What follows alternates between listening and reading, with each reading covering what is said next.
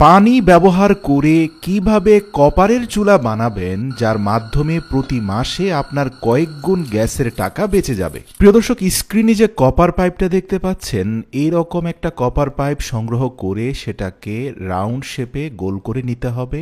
মনে রাখবেন, কপার পাইপের অগ্রভাগটা আপনাকে ব্লক করে দিতে হবে যেন সেখান দিয়ে কোনো গ্যাস বের হয়ে না যায়। এরপরে পুরো পাইপটাকে 3 বার মুড়িয়ে নিয়ে যে কোনো একটা পাশে প্রতিটা রাউন্ড সার্কেলের মধ্যে 4টা করে হোল করতে হবে। সুতরাং 3টা সার্কেলে 12টা হোল হয়ে গেলে আপনাকে এই কপার পাইপটা স্থাপন করার জন্য একটা পাতলা কাঠের উপরে 4টা ক্লাম অ্যাডজাস্ট করতে হবে। প্রিয় দর্শক, স্ক্রিনে আপনারা যে ক্লামগুলোকে দেখতে পাচ্ছেন সেগুলোকে আমরা স্ক্রুর সাহায্যে কাঠের মধ্যে শক্তপোক্তভাবে লাগিয়ে দিচ্ছি। আর এই দুটো ক্লাম লাগানোর পরে অপোজিশনেও আরও দুটো ক্লাম লাগানো হয়েছে এবং এই ক্লামগুলোর মিডল পার্টে নাট সহ একটা বোল্টকে এমনভাবে লাগানো হয়েছে যার অগ্রভাগটা ভেতরের দিকে বের হয়ে আছে। মূলত এই 4টা ক্লামের 4টা স্ক্রুর মাথায় আপনাকে কপারের পাইপটা স্থাপন করতে হবে। এবার আসুন ভিডিওতে দেখানো দুটো প্লাস্টিকের বক্স নিয়ে নিন, যেগুলোকে খুব শক্তভাবে আটকে দেওয়া যায়।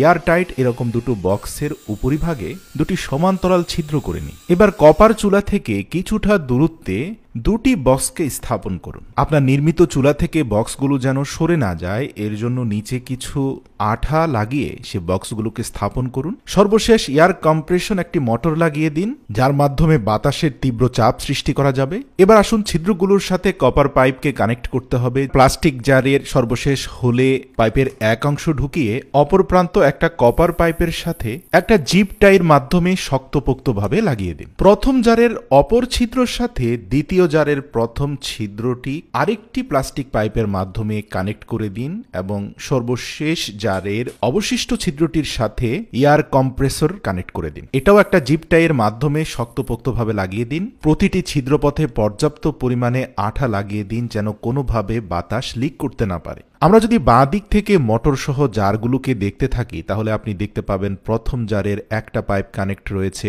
মোটরের সাথে, দ্বিতীয় পাইপটা কানেক্ট রয়েছে প্রথম জারের সাথে, প্রথম জারের অপর পাইপটা কানেক্ট রয়েছে কপার পাইপের সাথে। এবার আসুন এই মোটরটাকে একটা ব্যাটারির সাথে কানেক্ট করাতে আমরা প্লাস মাইনাস তারগুলোকে সংযুক্ত করে দিই। পাওয়ার সোর্স হিসাবে একটা ব্যাটারি কানেক্টরও সংযুক্ত করে দেওয়া হয়েছে। এবার আসুন সর্বপ্রথম জারে আমরা 1 গ্লাস পরিমাণ বিশুদ্ধ পানি ঢালবো। তারপরে খুব মজবুতভাবে এয়ারটাইট ঢাকনাটি লাগিয়ে দিয়ে দ্বিতীয় জারের মধ্যে আমরা 1 গ্লাস পরিমাণ পেট্রোল ঢালবো। ভাবতে পারেন পেট্রোল খরচ হবে? না প্রিয় দর্শক, মূলত পানি থেকে সৃষ্ট বাতাসের মাধ্যমে এই চুলাটা জ্বলবে। তো কিভাবে চলবে দেখুন, আমরা ব্যাটারিটা কানেক্ট করা মাত্রই যখন থেকে মোটরটা ঘুরতে আরম্ভ করলো এয়ার প্রেসার ক্রিয়েট হলো পেট্রোলের মধ্যে। পেট্রোলের বক্স থেকে বের হওয়া বাতাস গিয়ে চাপ দিল পানির বক্সে। পানির জার থেকে বের হওয়া বাতাস, যার মধ্যে 90% পানি আর 10% পেট্রোলের জ্বলিত উপাদান মিলে একটা তীব্র আগুনের স্ফুলিঙ্গ বের হচ্ছে। তো সাধারণ গ্যাসের চুলার সাথে এই চুলার পার্থক্যটা কি? এই চুলায় আপনি মাত্র 3 থেকে 400 গ্রাম পেট্রোল দিয়ে